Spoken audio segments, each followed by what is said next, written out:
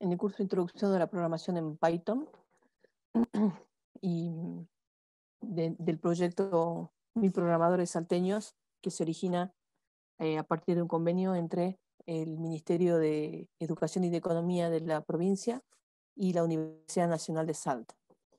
El objetivo es la enseñanza de la programación, ¿sí? De la introducción a la programación, usando como herramienta el lenguaje Python.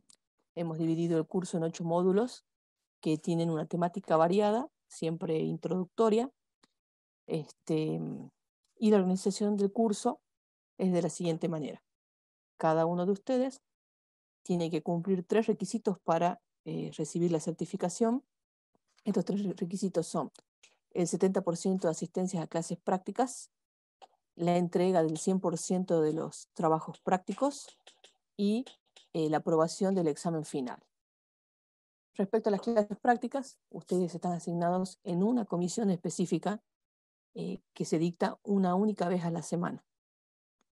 Y de manera optativa pueden asistir a cualquiera de las 3 teorías que se dictan los viernes.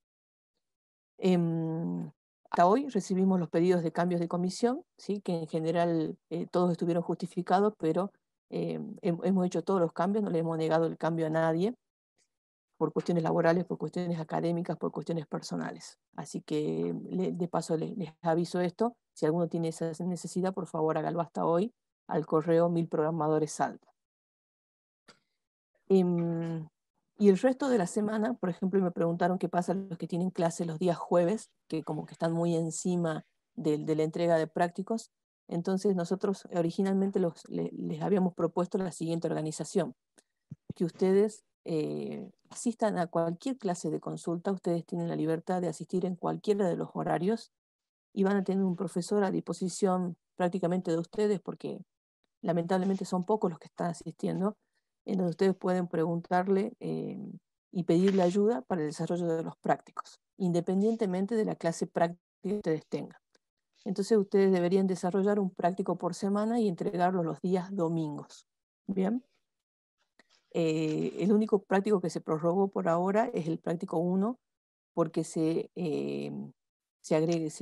abrió no se abrió la inscripción, perdón, se abrió el cupo a un grupo más de personas. Bien, entonces se corrió el TP1 para el domingo 17 de octubre, más el TP2. Por supuesto que no les cuenta la inasistencia de la primera semana a quienes se incorporaron recién en la segunda. Respecto a los trabajos prácticos, ¿sí?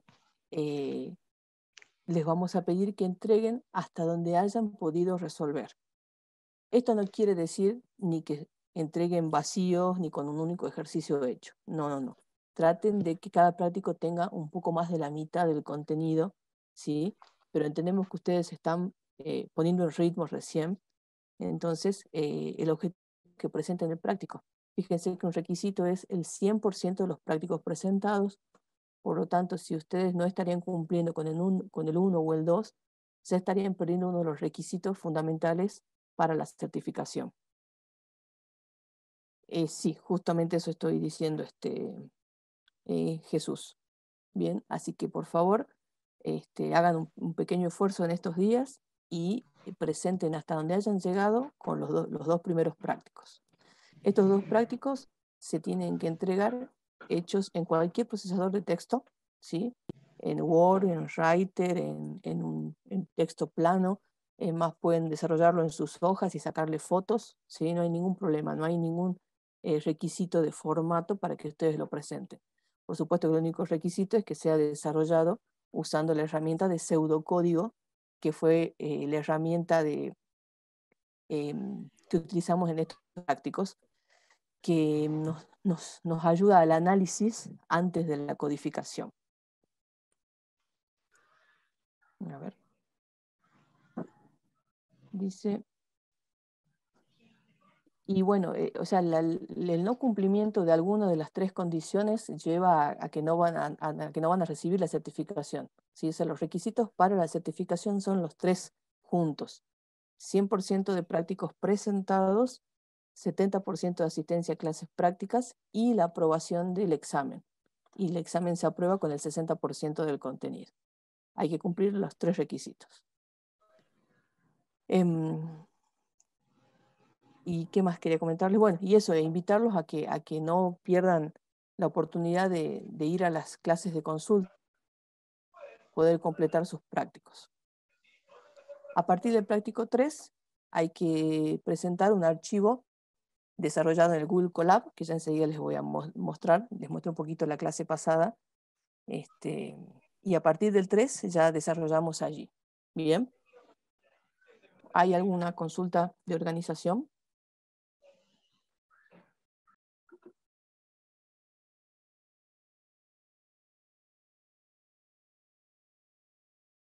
No. Bueno. Vamos a empezar.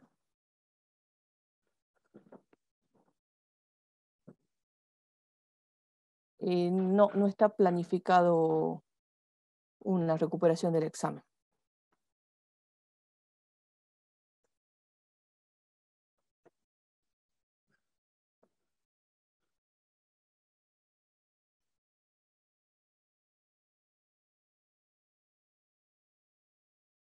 Bien.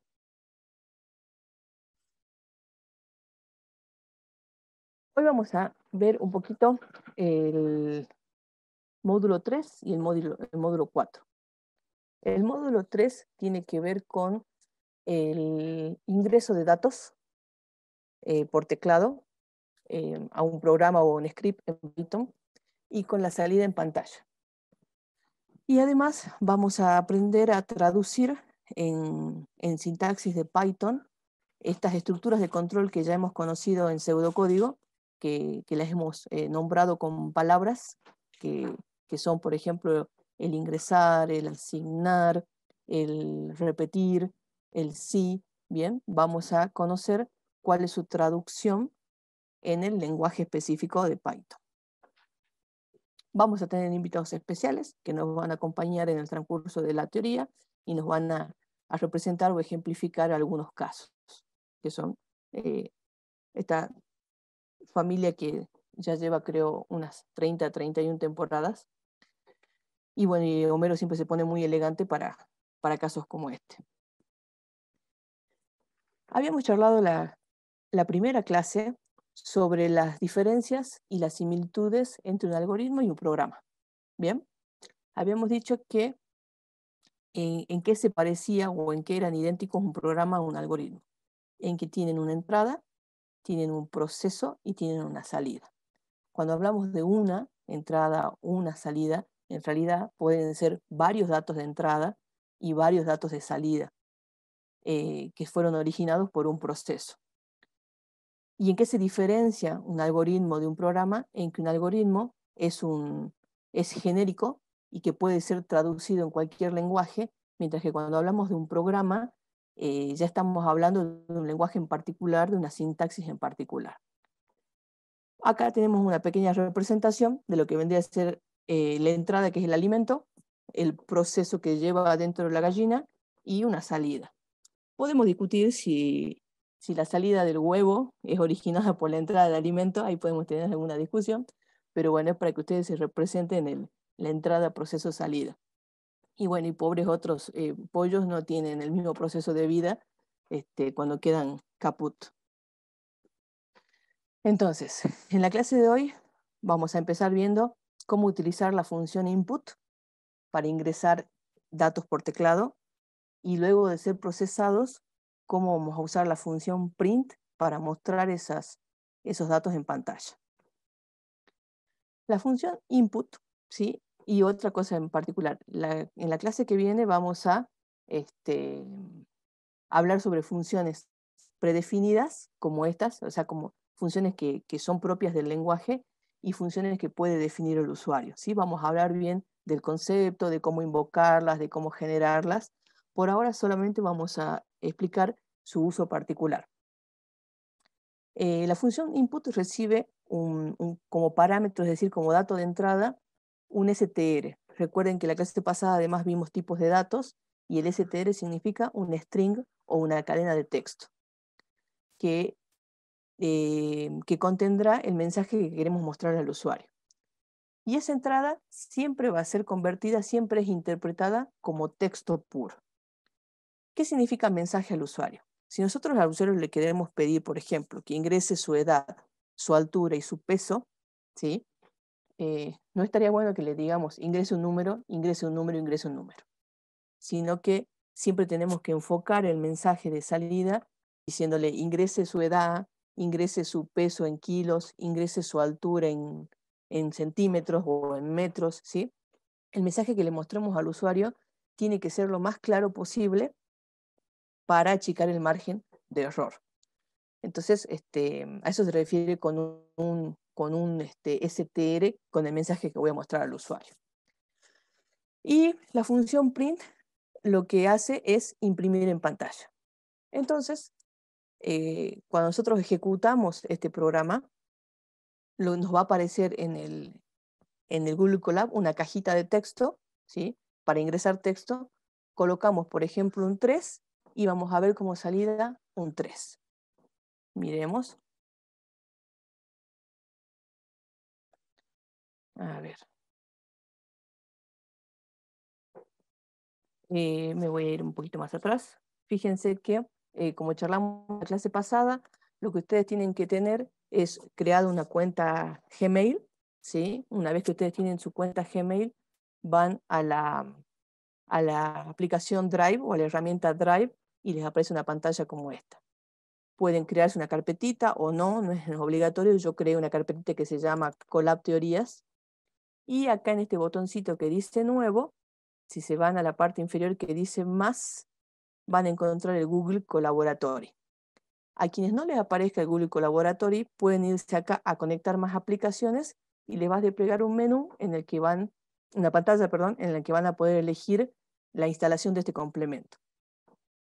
Y en el caso que no les aparezca la opción esta de agregar el Google Colab, probablemente tengan que actualizar su navegador. Así que les voy a pedir que si alguno puede probar ahora ir a la par mía, mejor. Y si tiene algún problema, el lunes a la primera consulta que pueda asistir, ingrese y allí se va a sacar todas las dudas de cómo abrir este Google Colab. Bien, entonces repito, me voy al Drive, elijo Nuevo. El Drive solamente se desprende de una cuenta Gmail, o sea, solamente lo pueden tener en una cuenta Gmail. Se van aquí a la opción Más y crean un Google Colaboratory. Van a tener algo como esto, bien, que en principio les va a aparecer en blanco. Bueno, yo lo voy a cerrar porque ya lo tengo abierto acá. ¿Sí? Y dijimos que se puede ingresar texto, y se le puede dar formato, pero no tiene un montón de herramientas de formato, y se puede agregar código. En este bloque de código ustedes pueden tipear y pueden ejecutar código Python. Bien, voy a ejecutar.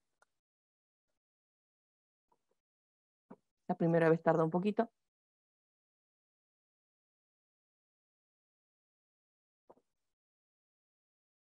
Un poquito más. Bien, ingreso un número. Voy a poner el 45. Enter. Y me muestra el 45. Bien, entonces se ejecutó la función input. Me apareció el mensaje que yo coloqué que tenía que aparecer, que es ingrese número, así abreviado. Y a continuación me mostró el número que yo ingresé. Ahora, ¿qué pasa si yo escribo, ingreso un número y ahora escribo x igual a x más 1? Ejecuto. Voy a colocar un 40. Cuando yo apriete Enter, ¿qué esperan ver?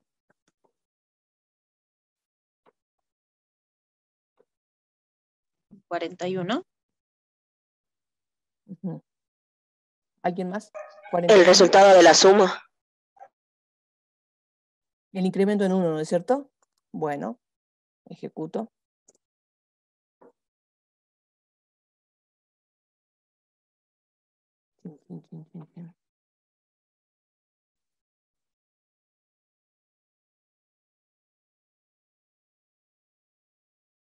Generando ansiedad.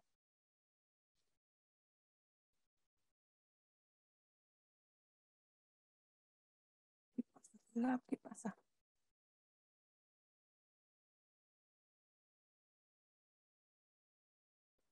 Y acá me falta alguien que me haga tambores. Bueno, se me frenó mi color. Ahí está. Bueno, voy a volver a ejecutar. 40. Bien, ahora por lo menos reaccionó rápido. Me da error. ¿Y qué dice? No puede concatenar str not into to str. ¿Se acuerdan qué era este mensaje? ¿Me podrían decir por qué me da el error?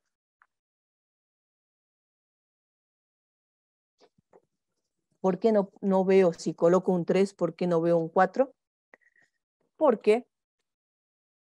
¿Estamos usando la misma variable? No.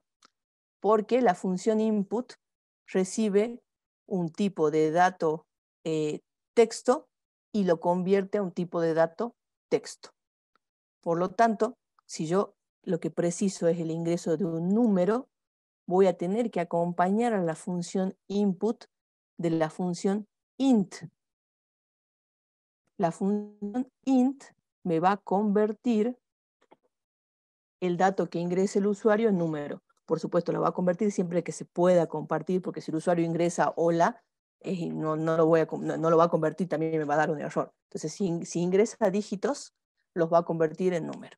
Y ahora sí miremos si efectivamente funciona. Ingreso el 40 y me muestra el 41. Así que algo que ustedes tienen que tener presente cuando usen la función input, cuando le pidan datos al usuario, es qué tipo de datos necesitan procesar. ¿Una cadena de texto o un número? Si necesitan una cadena de texto, solamente usan la función input. En cambio, si necesitan procesar un número, es decir, hacerle operaciones aritméticas, entonces van a tener que acompañar de la función int. Una variante, y voy a apretar en más código para que me aparezca otra opción, otro bloquecito, para que no se me borre ese. Una segunda opción es hacer la entrada con input, bien. Luego decir que x es igual a int, disculpen, de x, y recién hacer el cálculo aritmético. Fíjense que ambos códigos son idénticos, con la diferencia de que acá en una única línea estoy pidiendo el ingreso y estoy convirtiendo, y acá estoy en dos líneas, primero pidiendo un ingreso y después convirtiendo. Me estoy asignando a mí misma porque en realidad no me gustaría usar otra variable más diferente. Ahora, incluso también pueden, en vez de usar x, usar y, z, a, no importa, cualquier otra variable. Y fíjense que voy a ingresar el 101 y me va a devolver el 102. Bien, eso ténganlo muy presente. El input recibe un número, recibe una cadena y la interpreta como cadena.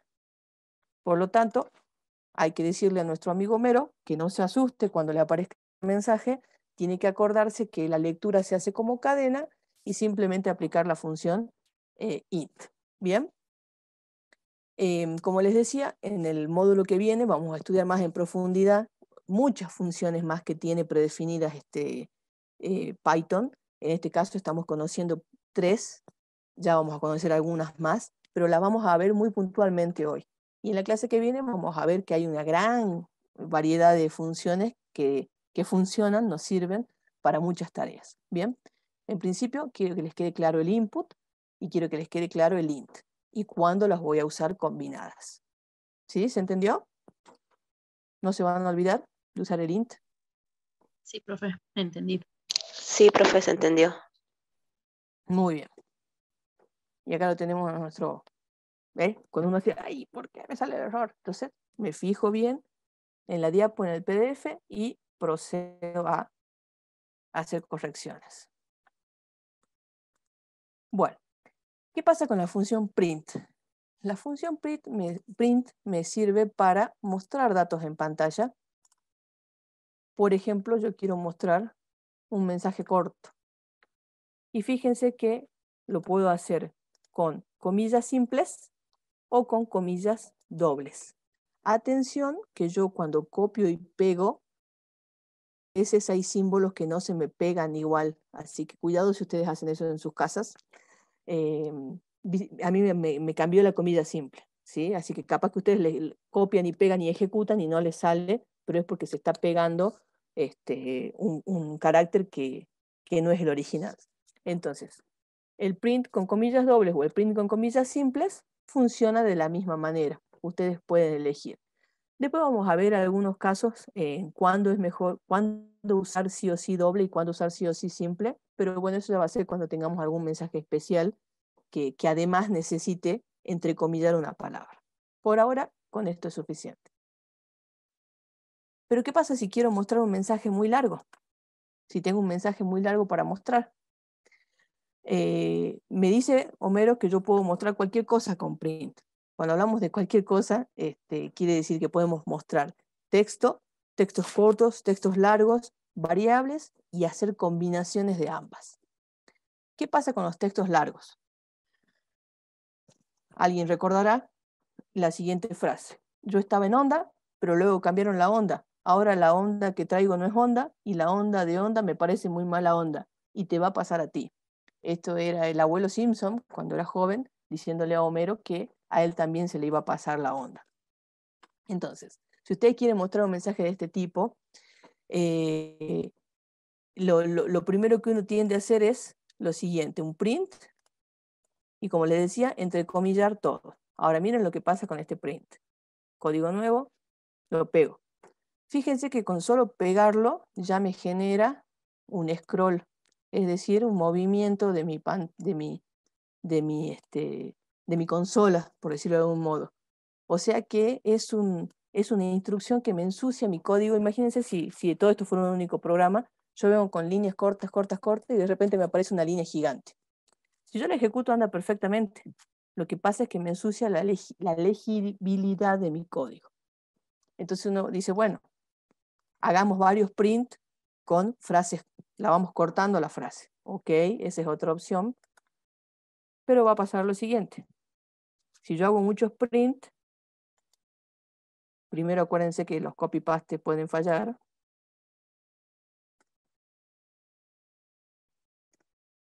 ¿Y dónde más hay? Acá, en todos lados. Fallo en todos lados. Entonces hago muchos print cortitos. Pero si hago muchos print cortitos, solamente me muestra ese pedacito de frase. Y probablemente yo lo que quiero es que en mi salida sí tener una única frase larga. ¿Cómo soluciono esto? Voy a solucionar esto modificando una característica del print que es su terminación. Por defecto, Python lo que hace cuando lee la cadena de texto es darle un enter al final, un salto de línea. Entonces lo que vamos a tratar es de modificar esa característica de la siguiente manera. Voy a tener varios print, pero al final de la línea de los print, no va a ser sobre este. No, voy a hacer uno más, disculpen. Fíjense que al final de cada línea yo voy a decir que no me coloque un enter, sino que me coloque un espacio. Fíjense que ya voy a llegar hasta ahí. Repito, cuidado con los copy-paste. Yo estoy haciendo a propósito para que ustedes vean que puede fallar. Bien. Entonces, ¿qué le estoy cambiando? Le estoy agregando una coma y le estoy colocando la característica end. Y le estoy diciendo que el final de cada print, en vez de ser un enter por defecto, que sea un espacio en blanco. Por lo tanto, fíjense que en el código me va a quedar muy parecido a lo que escribí recién. Me va a quedar en el código un mensaje corto, pero la muestra va a ser como yo quería. Epa, me está ahí dando un error de... Ah, me falta una comilla, ¿ves? Me está dando error porque falta una comilla ahí. Bien, ahora sí. ¿Ven que la muestra es larga? Es decir, que ya es como que se concatena solo. Ahí alguien habló de concatenación. Y sí, obviamente podés también usar instrucción de concatenación, pero solamente le estoy mostrando con el print. Entonces, ¿qué pasa? Paso de una sentencia print larguísima que me ensucia mi código a varias sentencias print que me lo organizan mejor al código, pero que la salida capaz que no es la que yo estoy esperando, a un conjunto de print que me organiza el código y además me da la salida que yo espero, que sería una frase larga de corrido, ¿sí? En algunos ejercicios, generalmente cuando trabajamos con párrafos, con palabras, es cuando quisiéramos que aparezca todo el corrido. No es que nos va a pasar siempre esto, porque generalmente mostramos el resultado de la suma es, o la operación genera la siguiente sumatoria. O sea, no es que todos los ejercicios vamos a poner mensajes larguísimos, simplemente quería mostrarles qué pasa cuando quieren efectivamente mostrar un párrafo contiguo, pero hacer varios prints. Bien, entonces modificamos una de las características, le quitamos el enter al final de la línea y le pusimos un espacio.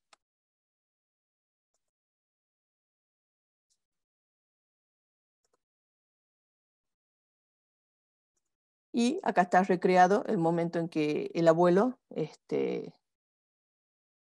le cuenta acá está Homero y Barney en sus versiones jóvenes, que se les va a pasar la onda también. ¿Qué más puedo mostrar? Puedo mostrar números, puedo mostrar expresiones aritméticas, puedo mostrar variables booleanas. ¿Se acuerdan que charlamos la clase pasada de los tipos de datos booleanos? Y ejecutemos y vamos mirando línea por línea. La primera línea dice que A vale 5. La segunda línea me muestra un 1 literal, un 1, un 10, un 20, número que ustedes quieran. La tercera línea me muestra el valor de A, el valor que yo puedo modificar aquí si quiero, por ejemplo, lo pongo en 6. La cuarta línea me muestra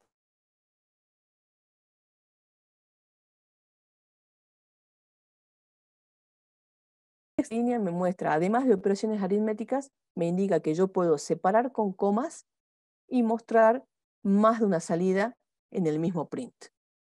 Entonces fíjense que 6 por 1 es 6, 6 por 2 12, 6 por 3 18, y me muestra el valor de verdad de A menor a 10. Entonces A es menor que 10, y si A vale 6, me va a mostrar true, y si A valiera 16, me va a mostrar false. ¿Ven?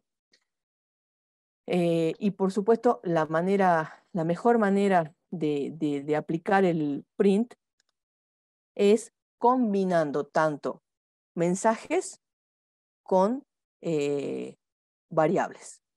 Es decir, que yo no debería mostrar valores solo sueltos, ¿sí? Sino que debería acompañarlo siempre de un mensajito. Por ejemplo, más código. C es igual a 5 por 8. Por lo tanto, yo puedo hacer un print de esta manera. El resultado de 5 por 8 es... ¿Y por qué está entre comillas? Porque yo quiero que esa frase textual aparezca en mi salida. Y luego, separado por una coma, muestro el cálculo de 5 por 8. O sea, no me va a aparecer en pantalla el resultado de 5 por 8 es 5 por 8, sino que se va a efectuar el cálculo, 5 por 8 es 40, y ustedes en pantalla van a ver un 40. ¿Ven? Que es lo mismo a reemplazar ese cálculo aritmético por el valor de una variable. No es que acá en pantalla iban a ver una C, sino que esa C, al estar separada de una coma y no tener comillas, se muestra como su valor variable. Si yo me equivocara y le pusiera comillas a C, fíjense lo que van a ver. El resultado de 5 por 8 es C, porque cuando yo le pongo comillas, lo que le estoy indicando al intérprete es que me muestre el valor constante, los caracteres que yo estoy poniendo entre comillas. Entonces, si ustedes quieren mostrar el valor de una variable, no deben colocar comillas. Si quieren mostrar valores literales, sí deben colocarle comillas. Por eso acá sí se ve así, 5 por 8. Y otro caso sería, si yo quiero mostrar de la siguiente manera. Agrego código. A vale 5, B vale 8, y fíjense acá cómo cambia de color. El resultado D está entre comillas. A no está entre comillas. X está entre comillas porque es el signo por. Acá puedo poner X o puedo poner asterisco, lo que les interprete más a ustedes el producto. B no está entre comillas. Es A por B, es decir que acá va a ser un calculito. Fíjense cómo se ve. El resultado de 5 por 8 es 40. Si yo cambio un valor acá, ay sí, 19 le voy a poner. Ejecuto. 5 por 19 es 95. ¿Ven que cambian todos los valores que yo voy cambiando acá? Y por supuesto que si en vez de usar valores fijos, yo le pido al usuario que me ingrese, entonces recuerden que es int, input, ingrese un número, ingrese no me lo voy a poner ahora, espacio. Entonces ejecuto. Supongamos que el usuario ingrese el 21. Entonces, A vale 21, un dato ingresado por el usuario, B vale 19, una constante que yo elegí, y me muestra el resultado de 21 por 19 es 399. Bien, entonces, este es el tipo de mensaje que nosotros vamos a pedirles que muestren en sus ejercicios.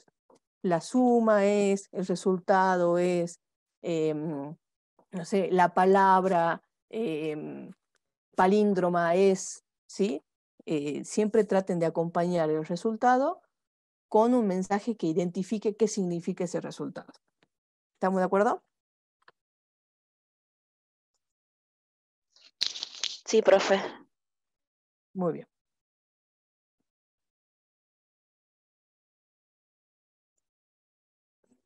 Ahora, ¿cómo vamos a completar? ¿Qué más nos está faltando para poder diseñar un programa completo?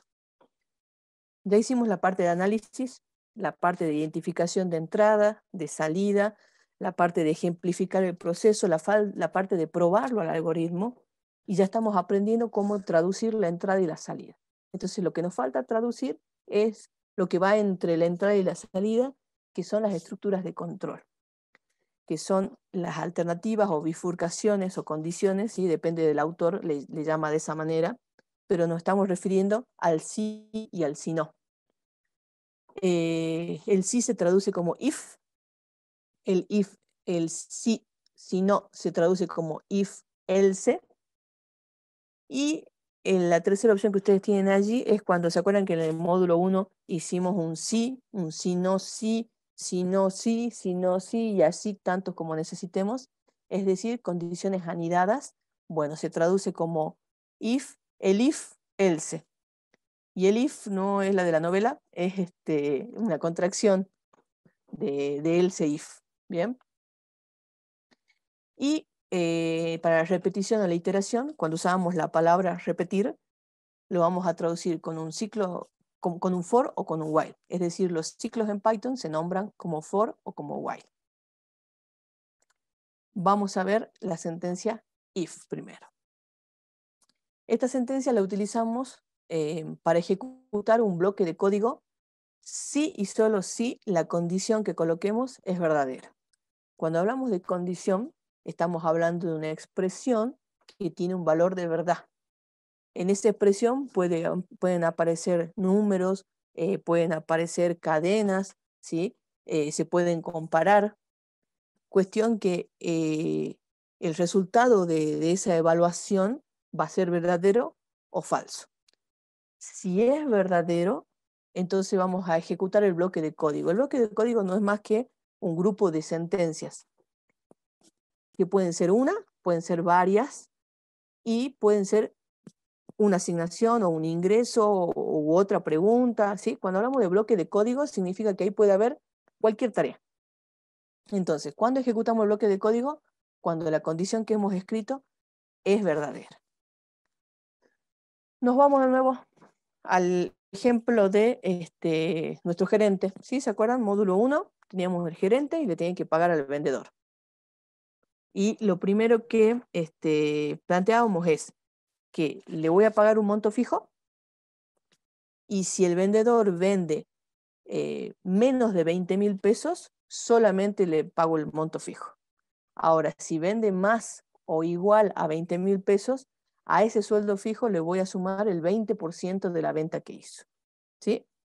Entonces, recordemos un poquito. Acá teníamos dos datos de entrada y un dato de salida. El dato de entrada era el monto fijo que se le paga al vendedor Y el otro dato de entrada eran las ventas mensuales, porque en base a esas ventas mensuales, perdón, yo tenía que calcular el porcentaje. Y mi salida era el salario, ¿sí? Esta solución que está propuesta aquí es un poquito diferente a la primera solución que yo les propuse en ese momento. Me encantaría que después puedan contrastarlo y mirarlo. ¿Cómo está este algoritmo? Bueno, primero que ahí tiene una numeración incorrecta, se vuelve a 1, pero es 5, y es ingresar un valor para sueldo inicial, ingresar un valor para monto de ventas, para monto ventas. Estos son los dos ingresos, son los dos datos de entrada. Y acá hago una asignación directamente y digo, bueno, sueldo final es exactamente igual a sueldo inicial. ¿Sí? Parto con esa base, de que en principio a todos mis vendedores les voy a pagar exactamente el sueldo inicial. Pero voy a preguntar si el monto de ventas es mayor o igual a 20.000, entonces voy a hacer otra asignación. Ya no le voy a pagar exactamente el sueldo inicial, sino que al sueldo final lo voy a calcular como el sueldo inicial más el 20% de las ventas. Y por último, ya sea que pase, que sea verdad o no sea verdad, que vendió más de 20.000, voy a mostrar ese sueldo final. Bien, entonces, ¿cómo voy a traducir este algoritmo escrito en pseudocódigo a un código Python? De la siguiente manera. Lo voy a copiar y vamos a mirar línea por línea. Primero, ingrese sueldo fijo del vendedor. Vamos a ser muy explícitos porque no es lo mismo el sueldo fijo que el monto de las ventas. Porque sobre un valor hay que pagarlo entero y sobre el otro valor es posible que tengamos que pagarle un porcentaje. Entonces, el usuario cuando ve el mensaje tiene que estar seguro de cuándo está cargando el sueldo fijo y de cuándo está cargando el monto de ventas. Bien, entonces un mensaje claro de qué es lo que necesitamos que cargue. Por supuesto que acompañado de la palabra input, de la función input, que es la que realiza el ingreso del dato, acompañado de la función int, porque yo necesito operar aritméticamente al sueldo, porque yo lo necesito muy probablemente sumar o multiplicar o dividir. Bien, entonces, función int. Lo mismo hago con la variable monto ventas. Escribo un mensaje clarísimo, que el usuario sepa qué tiene que escribir. Uso la función input para ese ingreso y uso la función int para que me lo convierta en un número. Como tercer paso hago una asignación. Fíjense que es un igual. Bien, se lee de derecha a izquierda. Sueldo inicial asignado a sueldo final. Y luego pregunto. Ahora, ¿qué tengo que tener en cuenta cuando voy a preguntar? Primero usar la palabra if. Luego escribir una condición correctamente. Y por último, colocar los dos puntos. Si ustedes no colocan los dos puntos, me va a dar un error de sintaxis. Los dos puntos son los que hacen, los que dan la pauta al intérprete, que es una estructura de control, que en este caso hay que tomar una decisión. Automáticamente esos dos puntos, miren lo que generan. Por eso yo lo hacía, cuando yo lo escribía lo hacía. Esto se llama indentación o margen. Si yo escribo esta instrucción a la izquierda pegado con margen 0, no me va a interpretar que esa instrucción de asignación se ejecuta cuando la condición es verdadera. ¿Sí? Queda ahí como una instrucción más dentro del programa. Si yo la idento o la tabulo o le doy margen, cualquiera de esas palabras son sinónimos, va a interpretar el intérprete que esa sentencia se hace solamente si la condición es verdadera. Así que cuidado, hay que prestar mucha atención cuando escribimos condiciones y ciclos de hacer una identación correcta. Entonces, si el monto de ventas es mayor o igual a 20.000, vuelvo a calcular el sueldo final. Y por último, muestro el sueldo. Pero la muestra del sueldo es independiente si es verdadero o es falso. Por eso está abajo y a la izquierda. Bien, miremos cómo funciona esto. Ingrese sueldo fijo del vendedor, 10.000. Ingrese total de ventas mensuales, 10.000. Y antes de dar Enter, ustedes me van a decir qué esperan ver en pantalla.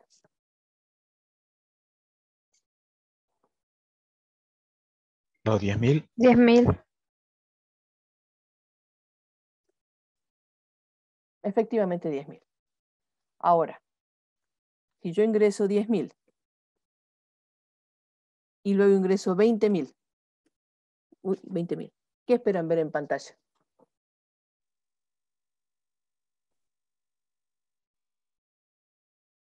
¿Los 10.000? 12.000. Estamos en el horno con el porcentaje, ¿no? Bueno, 10.000 no, porque ya tengo que pagarle porcentaje. Creo que da 14. Efectivamente da 14.000, ¿sí? Porque acuérdense que acá dice mayor o igual, o sea que con el igual ya entra, ya le pago porcentaje. Y por supuesto que si el sueldo es 10.000 y vende 100.000, creo que acá debería dar como 35. Ah, 30. Claro, porque 20% desciende. ¿Bien? ¿Sí? Es mayor o igual. Es decir, que con 20.000 también le pago porcentaje y con cualquier número mayor a 20.000 también le pago porcentaje. Solamente no le pago porcentaje cuando el monto es estrictamente menor. ¿Alguna pregunta sobre este ejercicio? Profe, ¿Sí? cuando hacemos el condicional, lo que va adentro no va encerrado entre nada, sino más, sin nada se lo pone.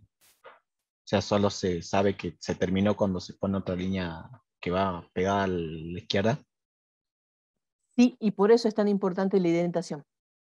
Este lenguaje no usa corchetes, no son corchetes de llaves, como por ejemplo usa C, no usa, me estoy yendo mucho en el tiempo.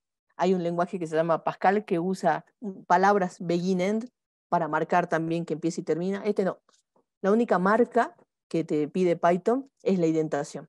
Entonces, cuando yo dejo de escribir líneas indentadas, es porque ya me salí de la estructura. Bien, ya vamos a ver algunos otros anidamientos que son interesantes de mirar. Así que es la única marca que necesita Python, que vos lo identes o le des un margen.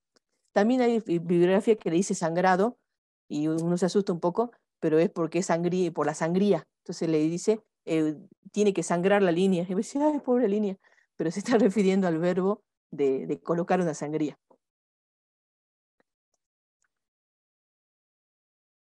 Bien. Luego, ¿qué pasa si no me es suficiente solo el if?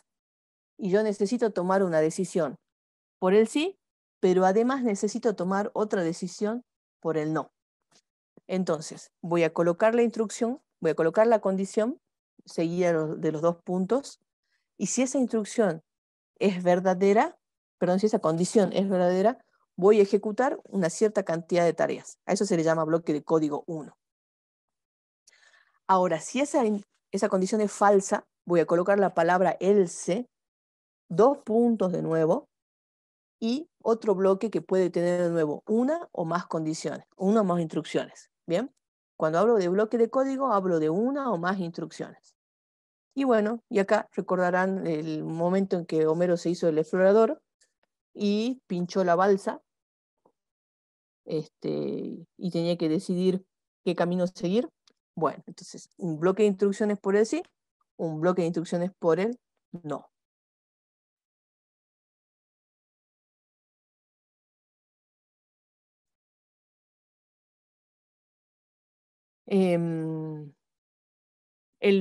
Respondo una pregunta. El salario final es flotante porque hay una, ay, no me sale, una operación aritmética que es la división. Entonces te genera ahí el número flotante. Porque cuando vos operás cuando vos dividís cuando vos sumás dos enteros te da entero, cuando vos multiplicás dos enteros te da entero, pero cuando los dividís corres el riesgo que te dé real. Justo yo usé números que me daban redondito, pero fíjate que si el vendedor vende 20.500 pesos, ahí automáticamente se te tiene que hacer flotante, es decir, real. Cuando hablo de número real, hablo de número decimal, ¿no? El resultado. Por eso es que es como que le hace una conversión interna a Python, porque estamos dividiendo dos números. Bien. Es exactamente el mismo ejemplo acá. ¿Sí? Acá no moví un poquito la vara, como en el módulo 1 que íbamos haciendo distintos ejemplos. Fíjense que este es el mismo, pero resuelto de manera diferente. ¿Se acuerdan que habíamos charlado que muchos algoritmos tienen varios caminos de resolución? Bueno, este es uno de ellos. Donde yo, en vez de asignar directamente el monto final, yo dije, no, yo primero voy a preguntar. Tengo ganas de preguntar primero. Entonces pregunto, si el monto de ventas es menor a 20.000, entonces mi sueldo inicial es exactamente, el final digo, es exactamente que el igual. Si no, hago el cálculo del 20%. Insisto, el ejercicio este es exactamente igual a este, con la diferencia de que yo acá primero asigné y luego pregunté, haciendo una única asignación, y aquí primero pregunto, y en un caso hago la asignación simple y en otro caso hago la asignación de una expresión aritmética. Epa, ya me salté al otro. Aquí estaba, perdón. Bien. ¿Cómo traduzco este código? Control C. Código más código. Pego. Línea 1 y línea 2 creo que ya estaban explicadas. Si a alguien le queda alguna duda, me pregunta. Estoy pidiendo 2 datos numéricos que necesito operar aritméticamente, por eso uso la función int. Línea 3. Pregunto. Si monto de ventas es menor estricto que 20.000, asigno directamente el sueldo inicial sobre el sueldo final. Si no, acompañado de los 2 puntos, else, sueldo final igual a la expresión aritmética que ya habíamos discutido en esa oportunidad de sacar el porcentaje. Y por último, independientemente si calculé por el sí o calculé por el no, un cartel que muestre. Ejecuto. Y bueno, si ingreso 10.000, yo espero ver 10.000. Efectivamente. Ahora, si yo ingreso 10.000, 100.000, yo espero ver 30.000. Y efectivamente es 30.000. Entonces, fíjense cómo estos 2 códigos que ahora han quedado juntitos, estos 2 códigos resuelven exactamente la misma consigna. Bien, nada más que en uno, primero hice la asignación y después hice una pregunta, pero fíjense que esta pregunta solamente tiene una acción por el sí, mientras que aquí, al no haber asignado inicialmente, tengo una tarea por el sí y una tarea por el no. ¿Se entiende la diferencia de las soluciones incluso? Sí, profe, se entendió. Bueno. Y lo que seguía esto, ya algunos ya se acordará. Otra vez gerente, y esto era para más motivación, y decía, bueno, si vendes menos de 20, no te doy porcentaje. Si vendes entre 20.000 y 50.000, te doy el 20%. Ahora, si vendes más de 50.000, te doy el 25%. Bien, y lo habíamos resuelto de la siguiente manera. Este era el código que ustedes tenían que elegir. No sé si se acuerdan que yo les puse 3 códigos y ustedes tenían que elegir cuál era el correcto. Entonces, dato de entrada 1, dato de entrada 2, y comenzamos a preguntar. Si monto de ventas es menor que 20.000, nada. Es decir, asigno directamente el inicial en el final. Si el monto de ventas está entre 20 y 30, condición compuesta, entonces le pago el 20%. Y si no, le pago el 25%. ¿Cuándo se ejecuta el si no? Cuando es falso la primera pregunta, cuando es falsa la segunda pregunta, cuando es falsa la tercera, la cuarta, y así puedo tener un montón de preguntas falsas. Cuando todas son falsas, simplemente me queda el último else, ¿sí? que en pseudocódigo era un si no, y en código es un else. Entonces, fíjense, acá lo único que hace una diapositiva es contrastarles en la misma diapositiva las 2 cosas, ¿no? Para que ustedes tengan bien visible cuando repasen la diapositiva. Control C. teoría, turno de tarde, código. 1 y 2, entradas. ¿Bien? Y aquí viene. If, condición, 2 puntos. Si es verdad, ejecuto esta única instrucción. Si no, sí. Esto significa el if, si no, significa si no, sí. Si no, sí, el monto de ventas es mayor a 20.000 and menor o igual a 50.000, 2 puntos. ¿Cuándo era verdadera esta condición? Cuando cada una de las condiciones que la componen son verdaderas. ¿Y por qué? Porque estoy usando el conector AND y la única forma de que en mi tabla del I mi proposición compuesta sea verdadera es cuando todas las proposiciones que la componen son verdaderas. ¿Y dónde está eso? Escrito.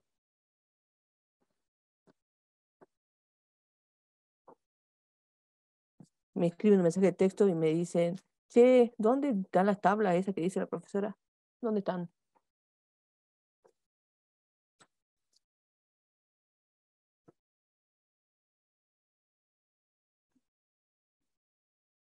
¿Ustedes ven cuadro a cuadro cómo se me rompe el corazón? Módulo 2, diapositiva 2. Tanto en la teoría como en la diapositiva, ustedes tienen las tablas de verdad del I y del O para poder saber cuándo la proposición compuesta es verdadera. Y además tienen un montón de tablitas que dicen operadores aritméticos, operadores lógicos, operadores, y ahí les indica cómo escribir el I, que pueden poner AND o pueden poner un simbolito y ya se quedaron mudos todos. Bueno, a repasar, ¿sí? Allí en el módulo 2 pueden encontrar el tema de lo que estoy hablando de valor de verdad, verdadero o falso, sobre todo cuando están unidas las proposiciones con un I o con un O. El otro conector es un NOT, ¿sí? Que bueno, todavía no lo vamos a utilizar. Bueno, si esto fuese falso, recién ejecuta la instrucción else, también seguida de los 2 puntos. Y se ejecuta esta única línea del último. Vamos a mirar. Si el sueldo fijo es 10.000 y vende 10.000, yo espero ver 10.000. Si el sueldo fijo es 10.000 y vende 20.000, pongamos, debería dar 14. 14. Ahora, si el sueldo fijo es 10.000 y vendo 100.000, aquí ojo que debería dar, acá cambia el porcentaje, sí, distinto al caso anterior. Acá si ¿El vende más de... 25%? Sí, entonces aquí me debería dar, acá sí me debería dar 35.000, que yo esperaba hace rato, y me da 35.000. ¿Bien?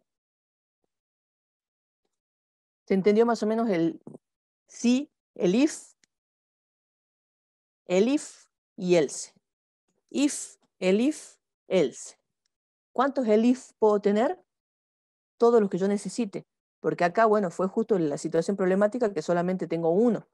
Pero podría ser, si vende menos de 20, nada. Si vende entre 20 y 30, no sé, el 10%. Entre 30 y 50, el 20%. Entre 50 y 100, el 40%, no sé. Y si vendes más de 500.000 pesos, te doy 200.000. Capaz que ya es un monto fijo.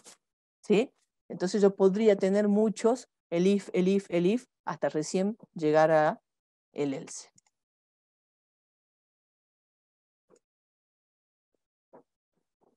Bueno.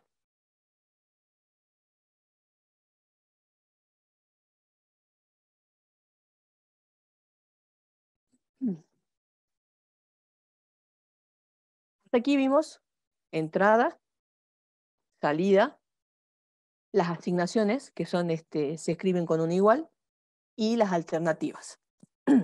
Ahora el grupo que nos falta es el grupo de los ciclos. Y nosotros habíamos conversado en pseudocódigo que tenemos 2 tipos de ciclos. Uno donde yo conozco lo puedo usar cuando conozco la cantidad de repeticiones, y el otro que lo puedo usar cuando no conozco la cantidad de repeticiones de antemano. Entonces, ¿cómo hago para escribir el ciclo for. Ya cuando hablo de for, te estoy hablando de un lenguaje en particular. Y en este caso Python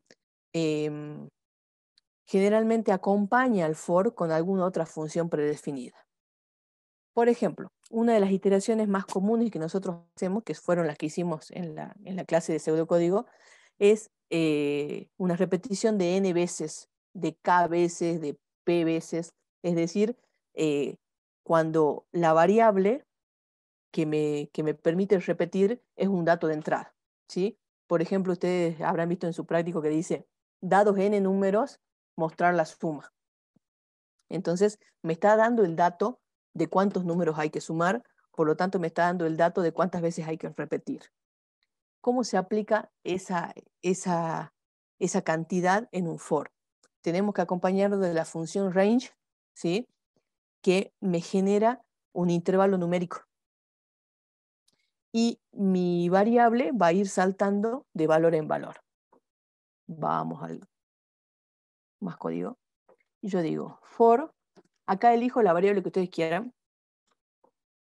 Yo voy a escribir i, seguido de la palabra in, seguido de la función range, que tiene varias formas de usarse. Yo voy a usar la más básica, que es, por ejemplo, de 1 a 10.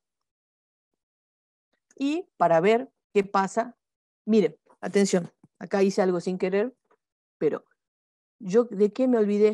Sintácticamente, ¿alguien se dio cuenta de qué me olvidé antes de hacer el enter?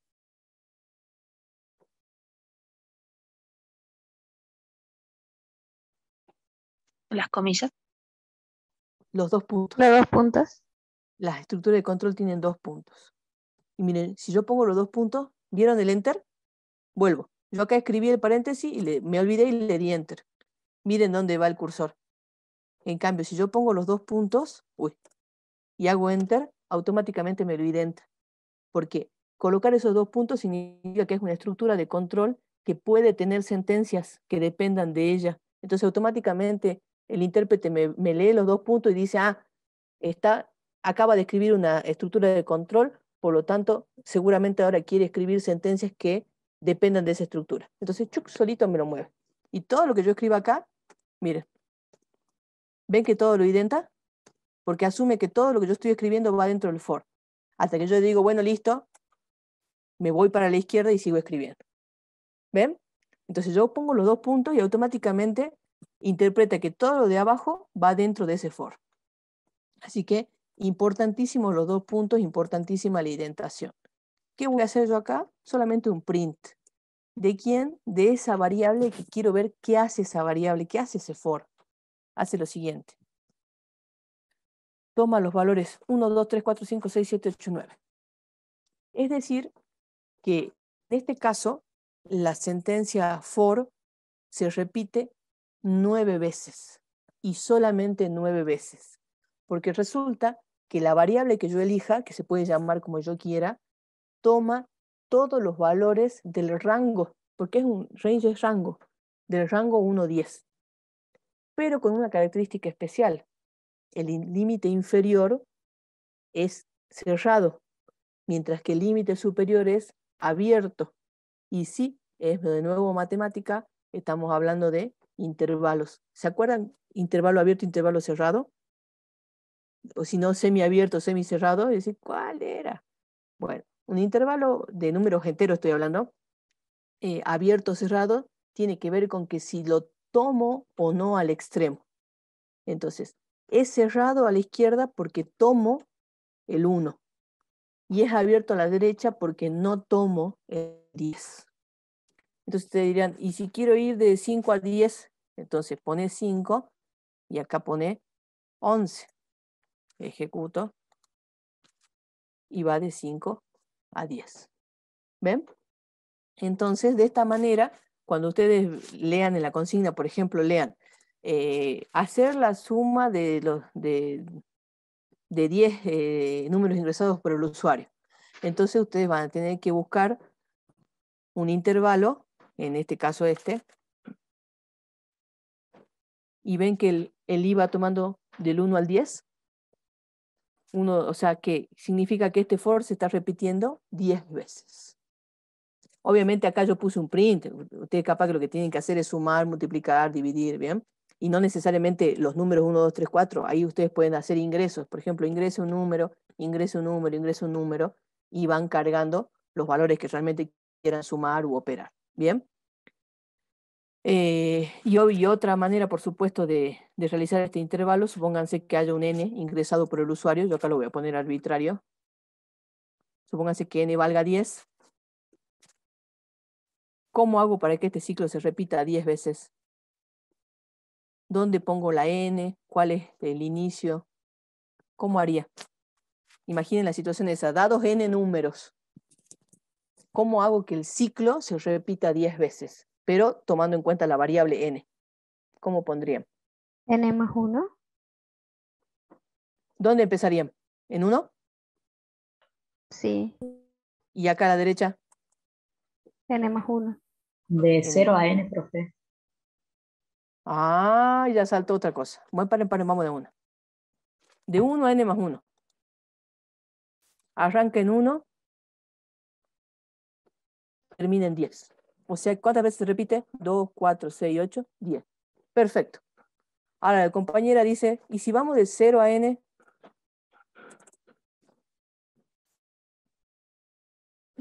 ¿Cuántas veces se repite? 2, 4, 6, 8, 10. O sea que si yo quiero 10 repeticiones, puedo ir de 1 a n más 1 o puedo ir de 0 a n. Las dos sentencias me van a dar 10 repeticiones. Y las dos van a estar bien. Ahora, va a haber algunos ejercicios en los que yo además voy a necesitar el valor del i. Y obviamente ahí ya no va a ser lo mismo que i valga 0 o que i valga 1. Entonces, si yo solo quiero las repeticiones, los dos ciclos son exactamente iguales, de 0 a n o de 1 a n más 1. Ahora, si yo además voy a necesitar el valor del i, bueno, ahí ya tendré que pensar un poquito más qué extremos tomar. Pero en cuanto a repeticiones, andan perfectas las dos. ¿Bien? Entonces, tengo otras características más para range. Por ejemplo, en range, si yo le pongo un solo valor, ¿qué me interpreta cuando yo le pongo un solo valor al range? Fíjense que acá tiene dos parámetros, dos argumentos. Si yo le pongo uno solo, por defecto, siempre arranca en 0. Entonces vamos, pongamos acá un 6. ¿Sí? Acá no tendría yo manera de hacer que empiece en 1, si le pongo un solo parámetro. Si le pongo dos parámetros, sí puedo hacer que empiece donde yo quiera. Y además puedo hacer otra cosa más. Puedo ir, control C, control B, puedo ir, no sé, de 7 a 21 en paso 2.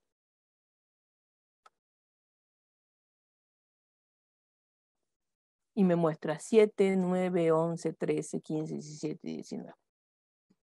Bien, ojo, porque este ciclo no se está repitiendo ni 7 veces, ni 21 veces, ni 2 veces. Este ciclo se va a repetir tantas veces como la variable i salte. Entonces se repite 1, 2, 3, 4, 5, 6, 7 veces. ¿Sí?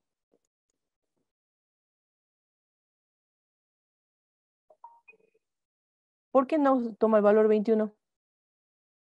Si 19 más 2 es 21.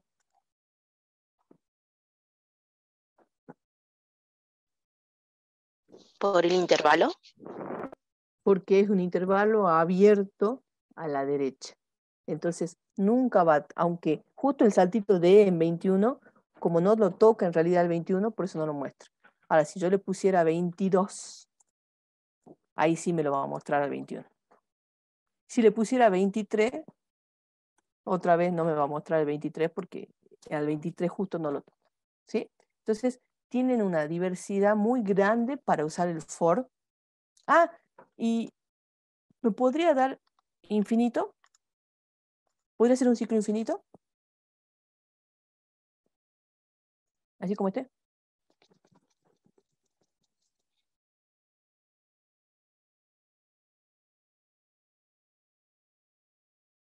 Así como lo No, están viendo, podría.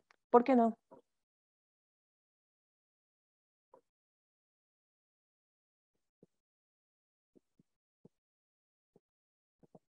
porque tiene que tener el rango. Porque me pide un rango, tiene un tope. Siempre está iterando sobre un intervalo.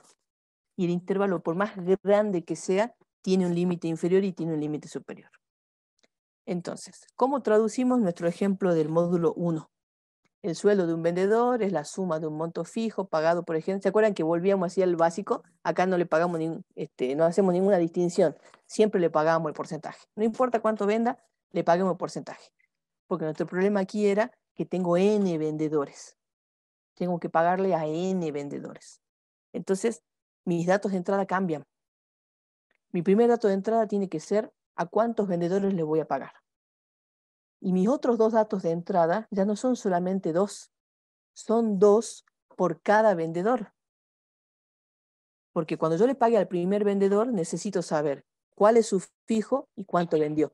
Cuando yo le pague al segundo vendedor, necesito saber cuál es su fijo y cuánto vendió. Y así sucesivamente. O sea que yo acá tengo muchos más datos de entrada.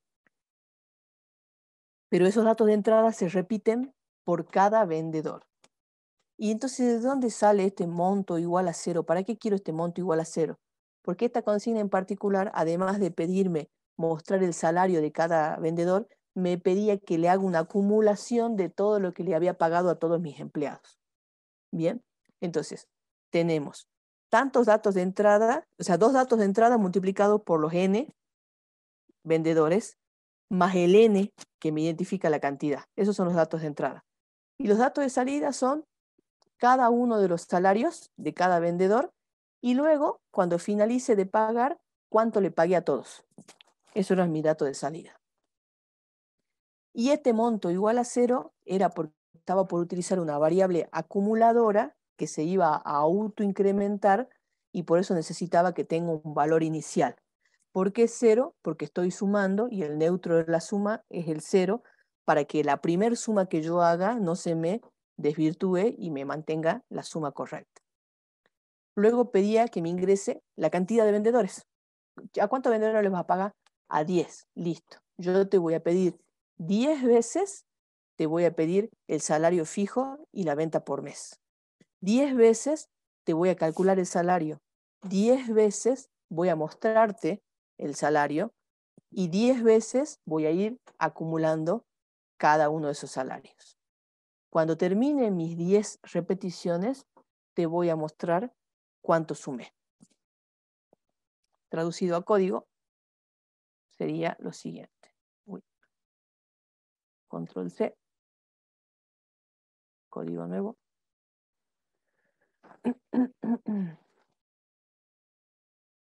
N igual a. Ingrese cantidad de vendedores. Lo leo de derecha a izquierda.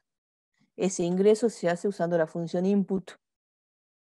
Pero yo a N lo necesito para hacer un cálculo porque me tiene que representar una cantidad, por eso lo convierto a entero. Luego inicializo mi variable acumuladora en 0 para que no me altere la suma. Y por último, tengo que elegir un rango adecuado. Y justo recién me dijeron que era lo mismo ir de 0 a n que ir de 1 a n más 1. Bueno, ahora incluso ya lo voy a cambiar enseguida para que vean cómo queda mejor todavía. Entonces, elijo una variable cualquiera que, que recorra el rango 0n. Pido el ingreso del sueldo fijo. Pido el ingreso del valor de las ventas. Calculo el salario y muestro. Y aquí yo quise hacer una muestra un poquito más bonita y decir, el sueldo del vendedor 1 es tanto. El sueldo del vendedor 2 es tanto. El sueldo del vendedor 3 es tanto. O sea, yo los quise ir numerando. Acá, por ejemplo, podría ir poniendo, ya se los dejo de tarea, podría ir nombrándolos. Necesitaría tenerlos nombrados arriba en una lista, por ejemplo, Entonces podría ir diciendo el sueldo de Ibáñez es tanto, el sueldo de Pérez es tanto, el sueldo, ¿sí? Hasta se podría hacer una muestra mejor todavía. Pero por ahora los números. Pero como yo empecé en 0, por eso acá muestro I más 1. Para que valga 0, te muestra acá un 1, porque no está bueno tener un vendedor 0, ¿no? Es medio raro tener el vendedor ceroésimo. Entonces por eso acá dice I más 1. Y por último, tengo la acumulación del salario. Todo esto, fíjense la indentación, todas estas tareas. Ay, ¿qué hice? ¿Sigo? Sí. Todas estas tareas se repiten, estas, dentro del ciclo. Y por último, fuera del ciclo, ¿cuánto le pagué a todos los vendedores? Veamos si funciona. Le voy a pagar a 3 nada más para hacerlo no muy largo. Otra vez 10.000 y 10.000. Acuérdense que a todos les pago, no importa cuánto venda. Y ven que me parece el sueldo del vendedor 1 es 12.000. Ajá, este también cobra 10.000, pero vendió 20.000. El sueldo del vendedor, acá, el sueldo del vendedor 2 es 14.000. Este también cobra 10.000. Ceci, disculpa, ¿Sí? ¿podrías repetir? Porque parece que el video se ve atrasado, dice un alumno. Te Ay, escucha sí, bien, pero ve atrasado la imagen. sí me pasaba esta mañana eso también. La parte de la numeración de los vendedores. Bueno, repito, ¿qué fue lo que hace el algoritmo? Este algoritmo pide, voy a volver a ejecutar, repite las siguientes tareas. Primero me pide una única vez a cuántos vendedores le voy a pagar. Y yo puse a 3. Entonces me debería pedir 3 veces tanto el sueldo como la venta. El sueldo, la venta, el sueldo, la venta. Entonces acá me pide el sueldo, 10.000. Y la venta, yo le voy a poner también 10.000. Listo. ¿Qué hace en esta línea 3? Fíjense que acá está en verdecito, ¿no? Acá en esta línea 3. Me calcula el salario y me muestra que el sueldo del vendedor I más 1 es salario. ¿Y qué es I más 1? I más 1 es el valor que tiene en este momento I sumado un 1. Y la primera vez I vale 0, porque yo lo puse en el rango de 0 a n. Entonces por eso muestro el vendedor I más 1. Y fíjense que en pantalla se muestra el sueldo del vendedor 1 es 12.000. Cuando me vuelve a pedir otro sueldo fijo, yo le voy a poner el mismo sueldo fijo, pero este vende 20.000. Fíjense que cuando muestre va a mostrar un 2. ¿Por qué? Porque en la segunda vuelta I ya va a valer 1. Si le sumo 1, estoy hablando del vendedor 2. Y por último me vuelve a pedir, yo a este le voy a pagar 10.000 y este va a vender 50.000. Cuidado porque esto que me pasó a mí puede pasar porque a veces el cursor se queda en el código, así que no sé si me va a dar error. Porque es como que yo toco el código y miren que lo modifiqué ahí, ¿no? Sin querer. Bueno, no me dio error. Por lo tanto, me muestra el sueldo de cada uno de los vendedores y el monto total pagado. Ahora, si yo sigo la instrucción de la compañera, que me dijo que era lo mismo ir de 0 a n que ir de 1 a n más 1, fíjense que hasta queda más bonito. Porque yo acá voy a decir, se borró la línea. Qué bárbaro. Justo la línea de la que estamos hablando se borró. Se asustó y se fue. Control C. Aquí. El sueldo del vendedor y es salario. ¿Y por qué ya le quita el I más 1? Y le quité el I más 1 porque ahora I empieza en 1 y va a llegar hasta 1 antes de n. Hasta 1 antes de n más 1, perdón. Entonces fíjense que ejecuto de nuevo. Voy a poner otra vez 3 vendedores para que vean que anda igual. Y voy a poner 10.000. 10.000. Y miren el mensaje. El sueldo del vendedor 1 es 12.000. ¿Por qué? Porque ahora I la primera vez vale 1. O sea que en este tipo de ejercicios está mejor poner de 1 a n más 1 que poner de 0 a n. Porque lo estoy usando además al valor de I. Bueno, no importa la verdad cuánto pongo, porque yo ya creo que está calculando bien. Me interesa que ustedes vean el recorrido del I. Ven de un montón. ¿Ven? ¿Se entiende que todas estas sentencias están dentro del ciclo? Y que las 5 sentencias se repiten tantas veces como indica el usuario en su variable n.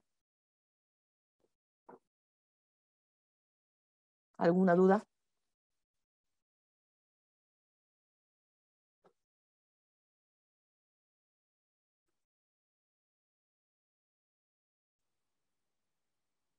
Bueno, a ver.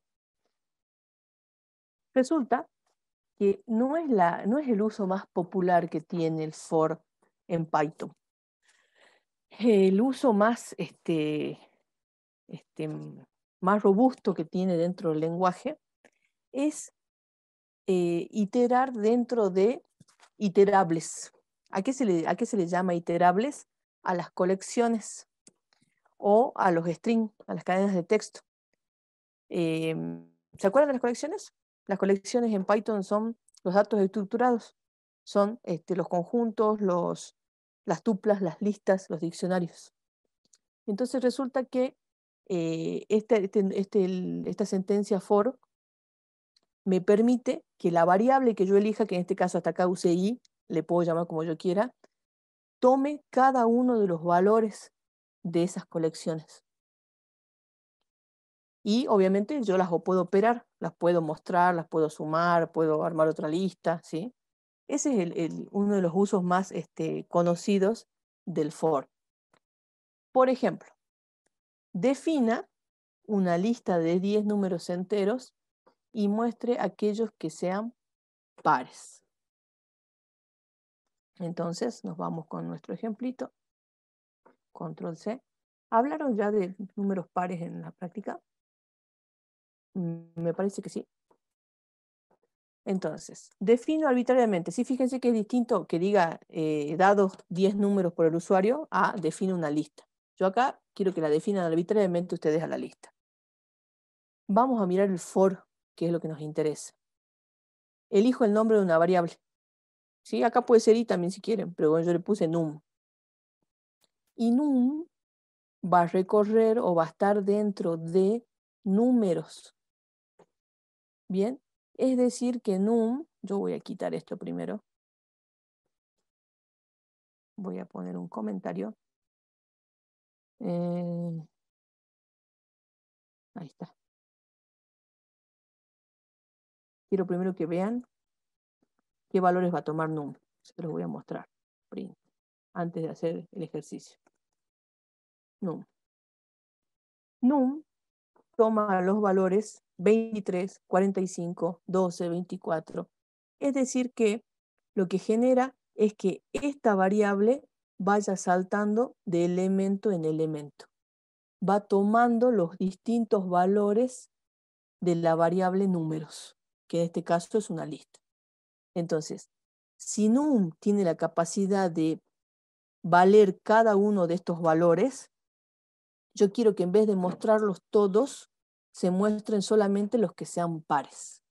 Bien, de allí es que nace entonces la pregunta. ¿Cuándo un número es par? Un número es par cuando yo lo divido en 2 y el resto, no me importa el cociente, el resto me da 0. Por ejemplo, si tomo el 10 y lo divido en 2, el cociente es 5, pero el resto es 0. O sea que el 10 es par. Si tomo 1.000.000 y lo divido en 2, el cociente me da 500.000, obviamente totalmente distinto a lo que dividí recién, pero resulta que el resto también me da 0. Por eso yo cuando miro si un número es par o es impar, lo que me interesa de la división no es el cociente, sino que es el resto. Y si revisan la diapositiva del módulo 2, van a ver que entre los operadores aritméticos existe el operador porcentaje, que irónicamente no calcula un porcentaje, sino que lo que hace es calcular el resto entre dos números. Por lo tanto, para saber si un número es par, yo debo tomar el número que quiero chequear si es o no es par, dividirlo en 2, pero obtener solamente su resto. Entonces, si ese resto es 0, entonces ese número a mí me sirve. Y fíjense lo siguiente. El print está identado respecto del if, porque el print solamente debe ejecutarse si la condición es verdadera. Y el if está identado porque es una instrucción que se ejecuta dentro del for. Bien, o sea que acá hay una doble identación porque tengo dos estructuras de control funcionando al mismo tiempo. Miremos la ejecución. Y efectivamente me muestra el 12, el 24, el 100, el menos 20 y el 20. No me muestra el 23, no me muestra el 45, ninguno obviamente de los que no son pares. ¿Se entiende cómo funciona el for? Cómo la variable va tomando cada uno de los valores de la lista. Y en este caso, obviamente, además pregunto si es par o no y lo muestro si es que es par.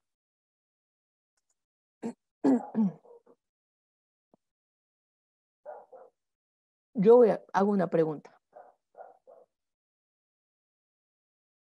El print, escuchen, se repite la misma cantidad de veces que el if.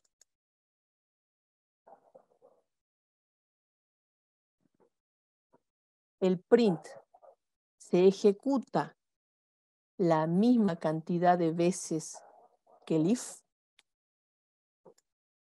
Sí.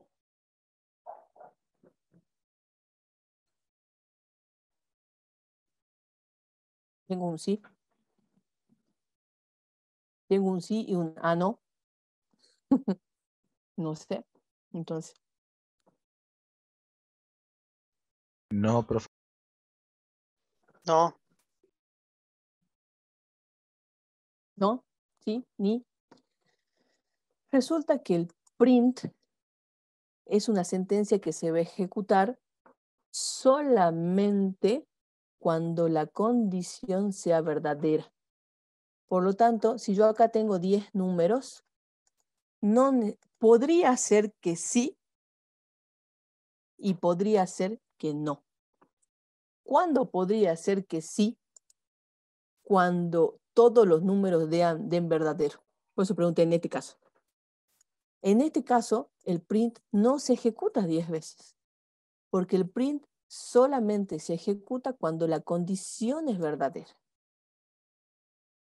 ¿Cuál línea sí o sí se ejecuta, en este caso 10 veces? El if. Porque el if es el que le pregunta a cada uno, ¿sos par? ¿Sos par? ¿Sos par? ¿Sos par? ¿Sos par? ¿Sos par? ¿Sos par? Porque el if es la instrucción que depende del for. El print, sí, está bien, obviamente depende del for, pero indirectamente. Quien controla el print es el if. O sea que el print, vamos al otro extremo, vamos a otro ejemplo. El print podría no ejecutarse nunca. Sí, Sí, ¿en qué ejemplo? si todos fueran impares. Ahí está. Eso quiero que les quede claro. Cuando yo comienzo a combinar instrucciones, esto se llama anidamiento de estructuras. Yo acá anidé dos estructuras, el for y el if. Entonces, presten atención a dónde van a colocar cada instrucción, porque no es lo mismo que el print dependa del if a que el print dependa del for, a que el print esté después del for y del if. ¿Sí? Cuidado. Eso obviamente es lo que más cuesta cuando uno desarrolla un algoritmo, porque claro, yo entiendo el ingreso, yo entiendo la asignación, yo entiendo la alternativa y yo entiendo el for, pero no puedo resolver un problema. ¿Por qué? Y porque lo que cuesta es practicar la combinación de esas instrucciones. No basta con que yo entienda para qué sirve cada instrucción, sino que yo tengo que saberlas combinar y ordenar para resolver un problema. Bien, entonces repito, en este ejercicio el print se repite o se ejecuta 5 veces, porque el if respondió verdadero a 5 de los elementos que están en esa lista. ¿Hay un caso extremo en que se podría ejecutar todas las veces? Sí, cuando sean todos pares. ¿Hay un caso en el que podría nunca ejecutarse? Sí, cuando sean todos impares. Bien, porque el print depende de la estructura de control if. Y es el if el que sí se repite tantas veces como elementos tenga mi lista o mi tupla, lo que yo esté trabajando. Bien. Vamos a un ejemplo más. Vamos a una frase. Vamos a una cadena de texto. Y necesito un programa que me cuente cuántas palabras tiene una frase. Este ejercicio hay que abstraerse bastante porque cuando uno escribe puede dejar más de un espacio entre dos palabras, puede usar signos de puntuación, o sea, no solamente un espacio separa dos palabras, a veces ponemos una coma y un espacio, o sea, vamos a la versión más básica de escritura de texto, que es palabra, espacio, ¿sí?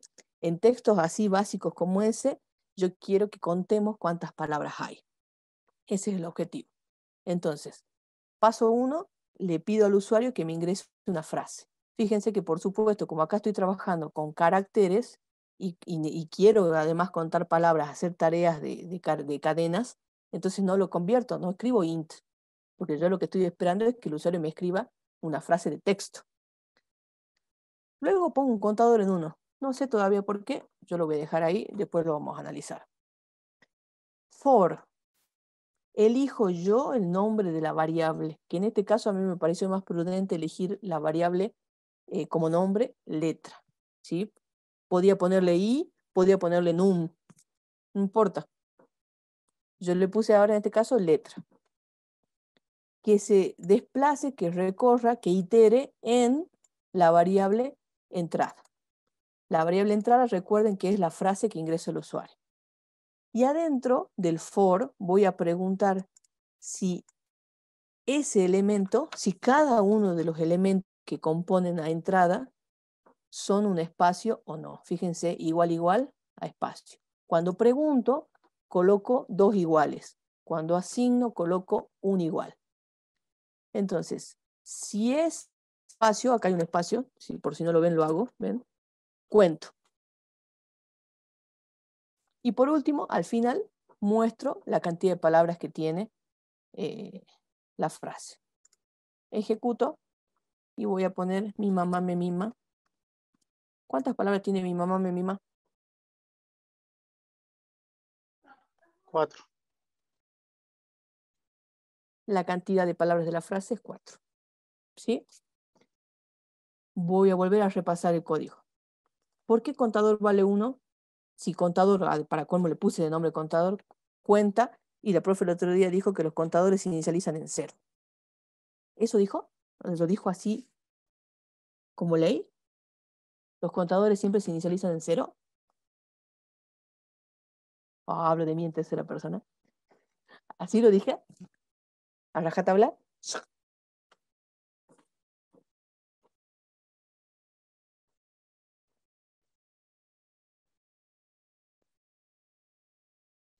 En este caso sería por si la frase tiene una sola palabra para que largue una, aunque no. Primero, por eso. Podría ser un caso excelente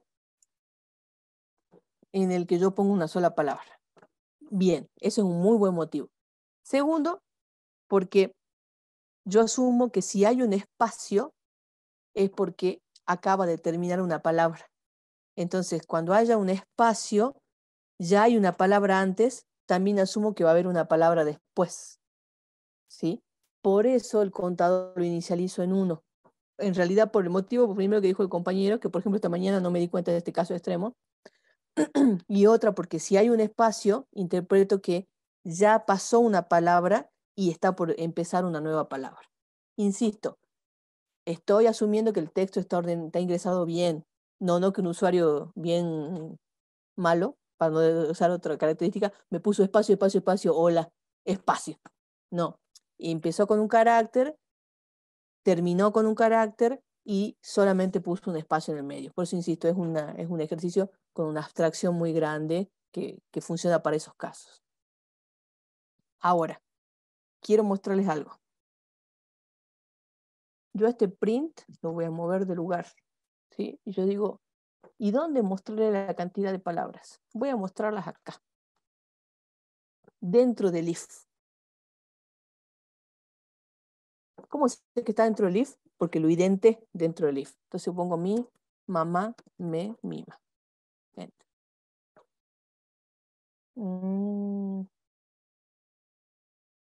¿Y la frase tiene 2, 3 o 4? Porque me está mostrando 3 mensajes. Y ustedes dirán, bueno, pero el que vale es el último. Bueno, pero esos otros mensajes están de más. Entonces, no está bueno que yo coloque ese print dentro del if. La otra opción parecería ser que si no está dentro del if, y bueno, que esté dentro del for. Escucha. Si lo pongo dentro del for, ay, miren, falta indentación ahí. Ahí está.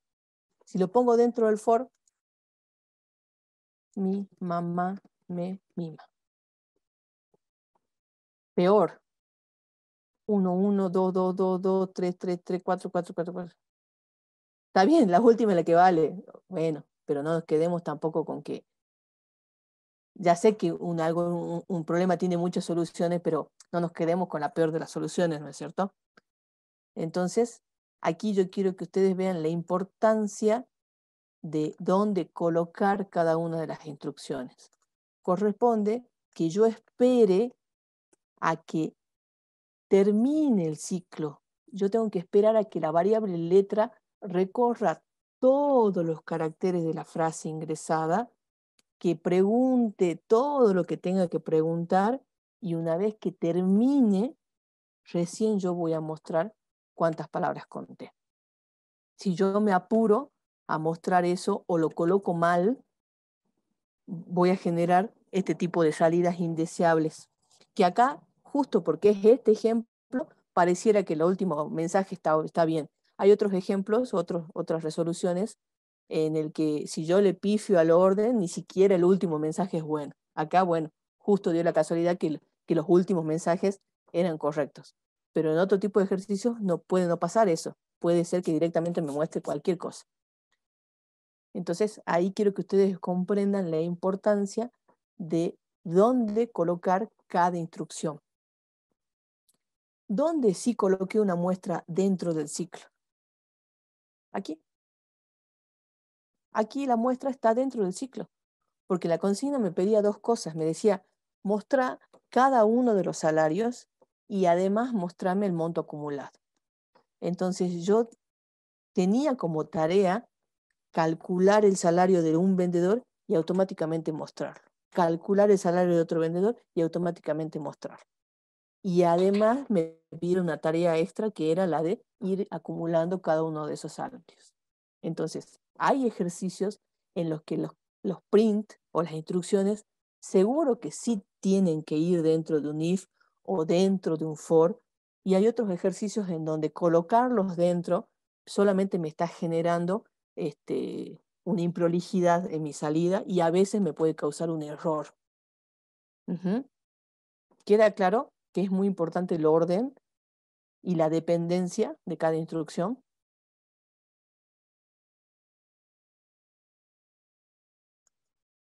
Sí, profe. Y último ejemplo del for. Este ejemplo lo dimos en la clase pasada. ¿Se acuerdan cuando vimos tipo de datos y vimos diccionario?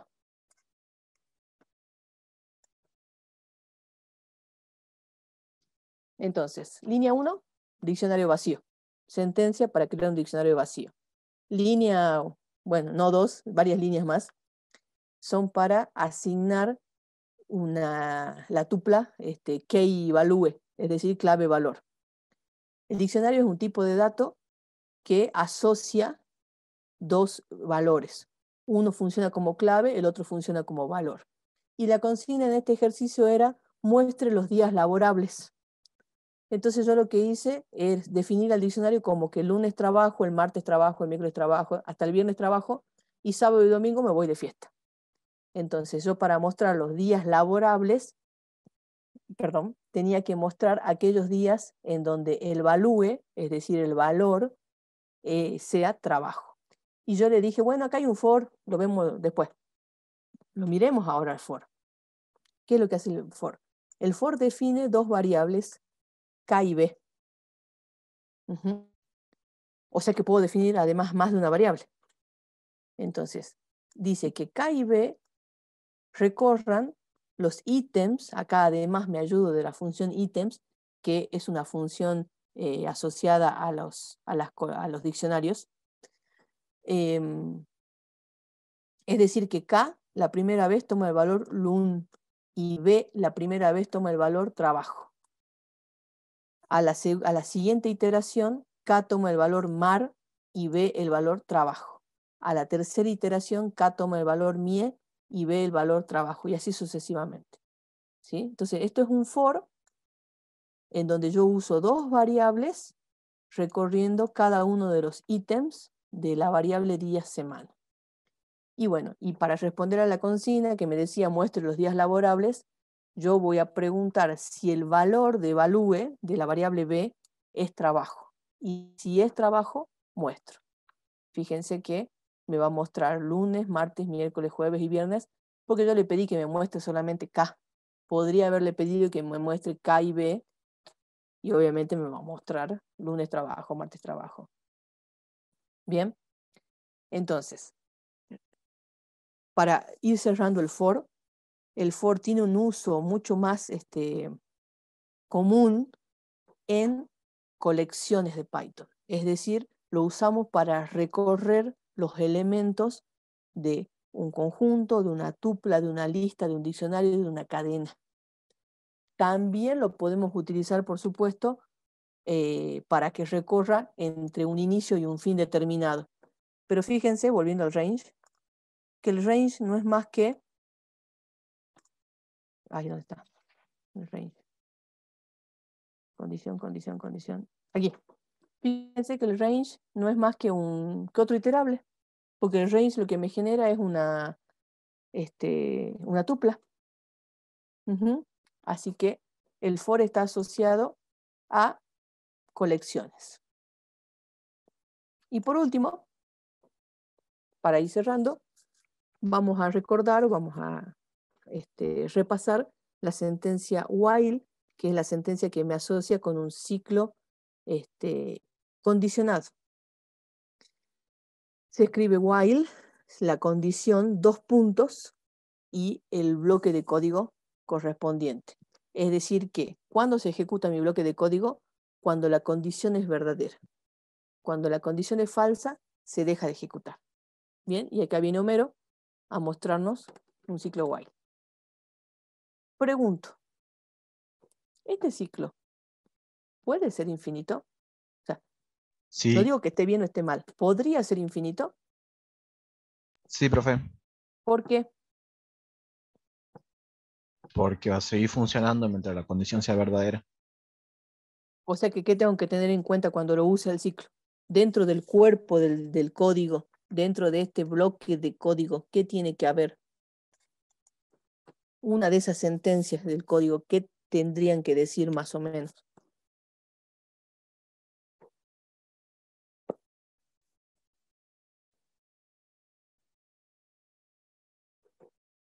Chan, chan, chan, chan, chan.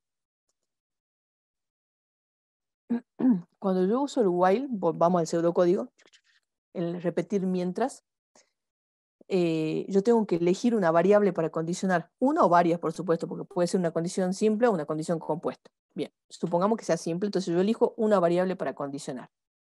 Esa variable condicionada tiene que existir o tener un valor antes. Código.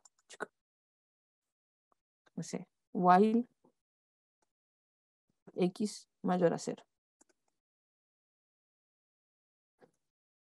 No, ¿por qué? No te quiero. ¿Dónde vimos mayor acá? Voy a tener que usar. El otro día me tiraron los aquí, ya sé, pero no tengo configurado el teclado de foto. Por acá, ¿no? Por acá tengo. Acá. Control C.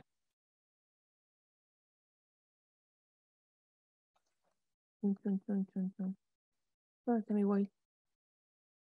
Acá. Mayor a 0. No sé.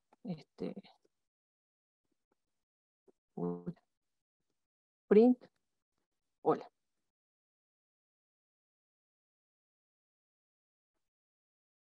Ejecuto.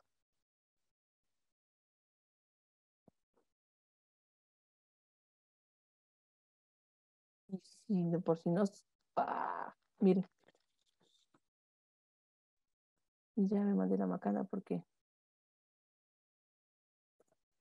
Y se hizo infinito.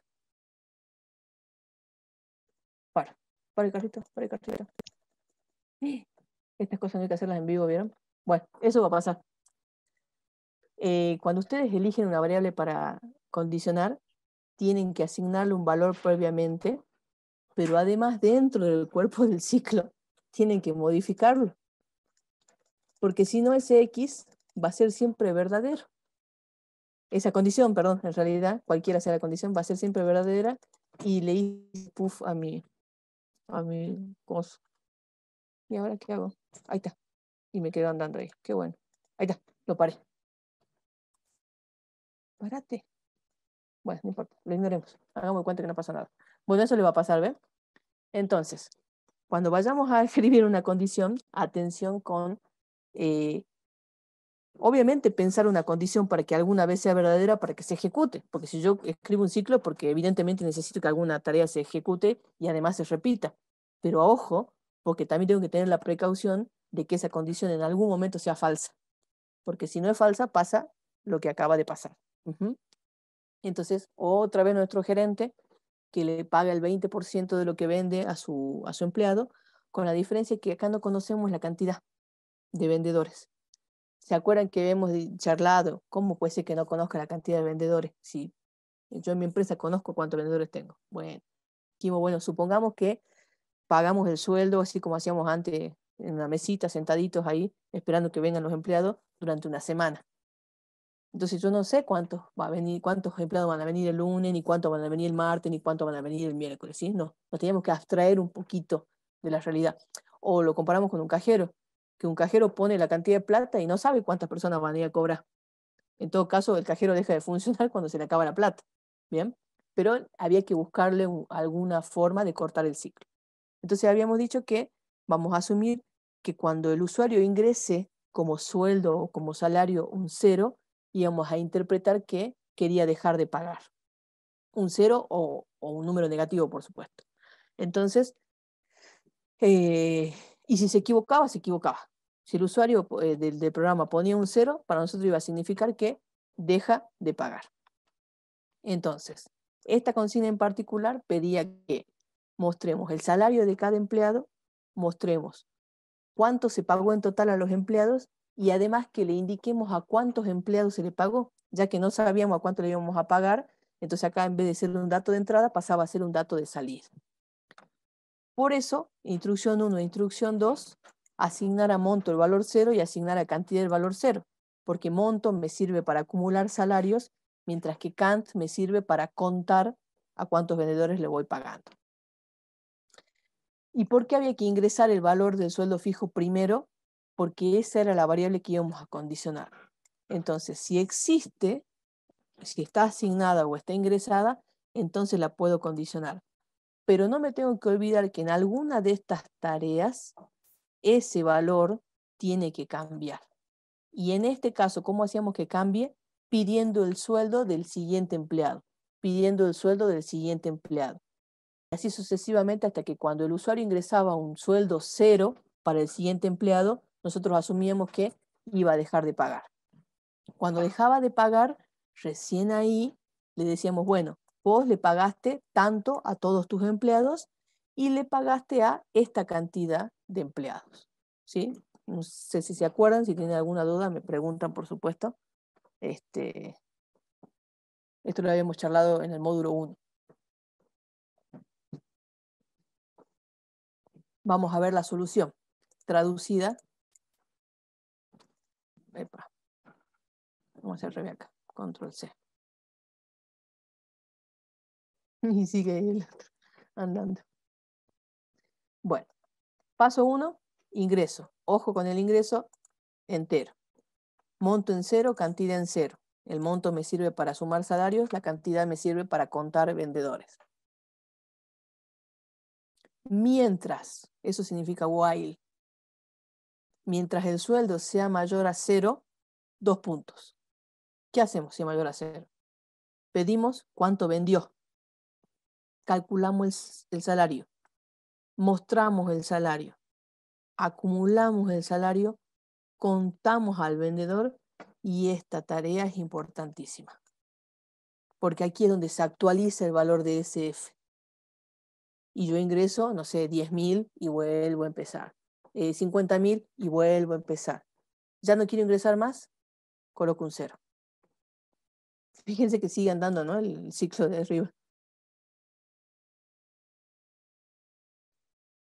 A ver, ejecuto. La celda ya está en ejecución. Ay, no me va a dejar ejecutar, chicos. Bueno, me voy a tener que ir a otro. Control C. Me salto. Aquí, a ver. Y voy a cerrar este. ¿Qué va a hacer? Es posible que no se guarde. Igual. Ya está en ejecución. Bueno, me van a tener que creer que anda. Qué bacán. A ver, hagamos otro collab. A ver, nuevo. Presentaciones más collab. Acá.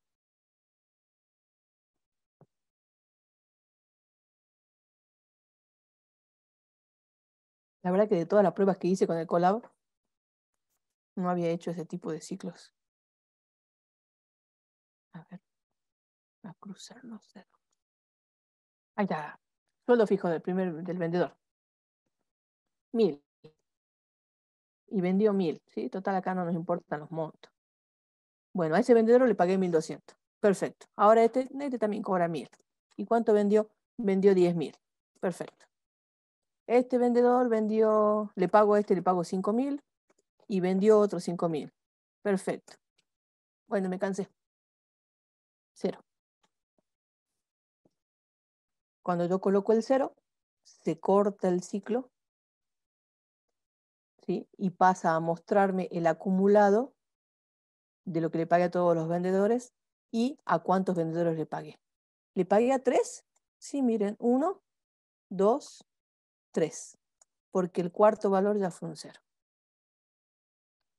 ¿Bien? La idea de esta teoría fue explicarles el funcionamiento de las funciones de entrada, de las funciones de salida y las estructuras de control. Y me pareció apropiado usar los mismos ejemplos que habíamos usado en el módulo 1 y en el módulo 2 para que, en teoría ustedes ya habíamos debatido sobre las entradas, las salidas, ya habíamos hecho el análisis previo y ya estábamos en condiciones de hacer la traducción. Yo lo que no quiero que ustedes pierdan cuando agarren el práctico 3 es ese análisis. O sea, no es que yo agarro el práctico con la computadora encendida y digo, dado un número, dado, no era esto. Y comenzar ahí a ir y venir entre lo que yo entendí, lo que no entendí y lo que estoy escribiendo. Porque muchas veces ocurre que se van a comer los 2 puntos, que se van a comer una indentación, que se van a comer una comilla y van a terminar renegando más y pensando que la idea que ustedes pensaron, para la redundancia, está mal cuando probablemente sea un error de sintaxis. Y eso llega a fastidiarnos mucho. Entonces, yo les pido que los pasos que hagan sea el siguiente.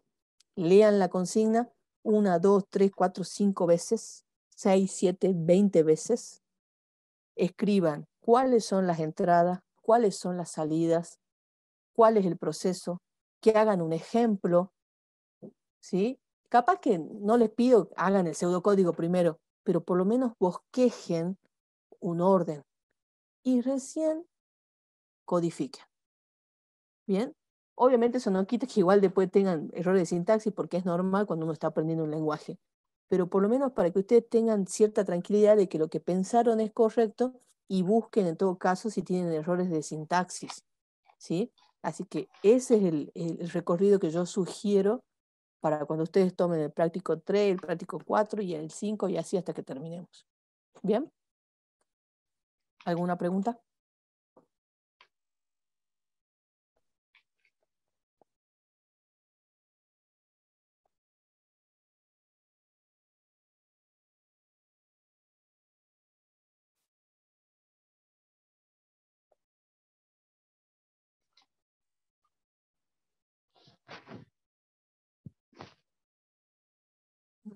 ¿Están mudos? Bueno. Con esta clase teórica ustedes ya pueden avanzar con el práctico número 3. Perdón. Recuerden que este domingo 17 vence la entrega del práctico 1 y práctico 2. Y no me acuerdo si se lo dije al principio, se lo repito ahora. Por favor, traten de entregar hasta donde tengan. No pierdan la oportunidad de perder uno de los requisitos para la certificación. Insisto, no los estoy invitando ni estoy avalando que suban cosas incompletas o no hechas. Hagan un esfuerzo hasta el domingo, traten de hacer aunque sea la mitad de los prácticos, ¿bien?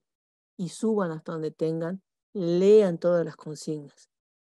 El día lunes se va a subir la resolución y ustedes con esa resolución, de nuevo, les pedimos que vayan a consulta, ¿sí? Que si ustedes hicieron de una manera y la solución está de otra, vayan y consulten. ¿La mía sigue estando bien o la mía está mal? ¿Dónde está mal? Y bueno, y por ahí sin querer uno hace un copy-paste, también puede ser que haya algo mal en la resolución, por supuesto, ¿no? Estará bien esto que está aquí escrito y bueno, consulten, por favor. Tienen 4 turnos de consulta todos los días de lunes a jueves, además de su clase práctica. ¿Bien? ¿Alguna pregunta?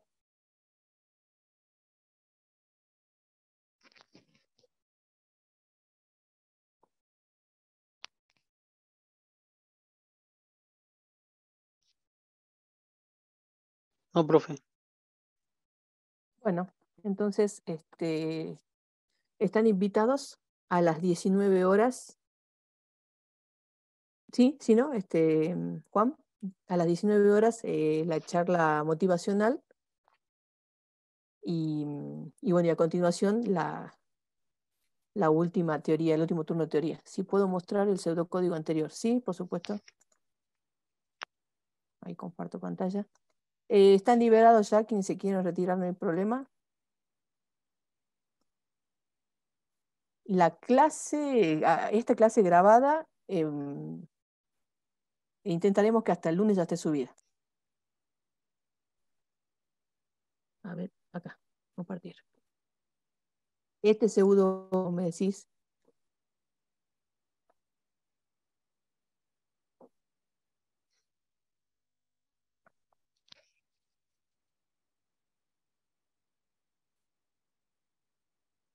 Ahí está. ¿Alguna pregunta? El del while, ¿sí? Ahí.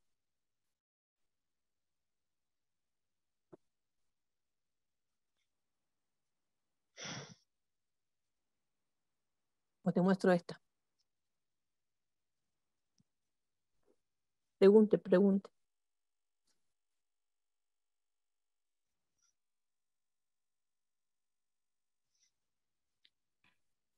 Hola Cecilia, soy Cristina.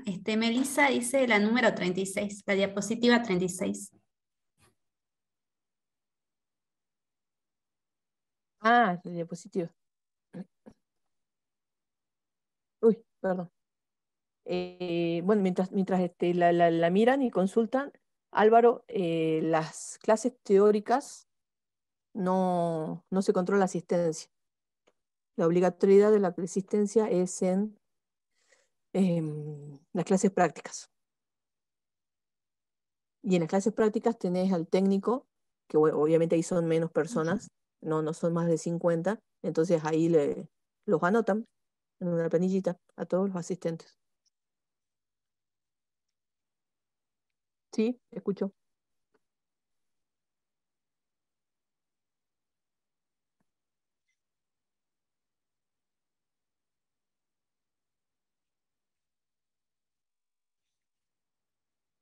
Javi, sí está el link, lo tienen en el foro de avisos y novedades. Allí entra, por favor, y ahí está el link.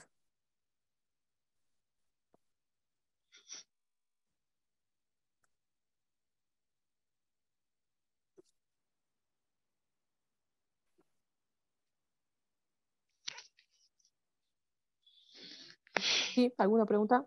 Adelante.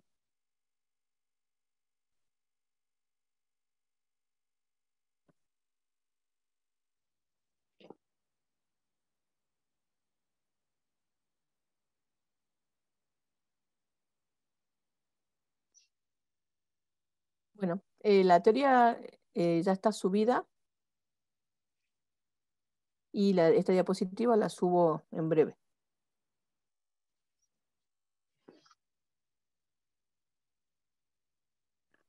Nos vemos.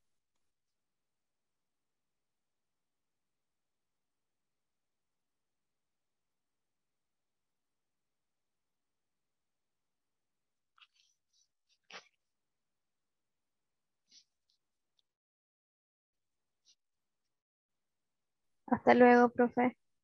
Chao, hasta luego. Hasta luego, profe, nos vemos. Nos vemos.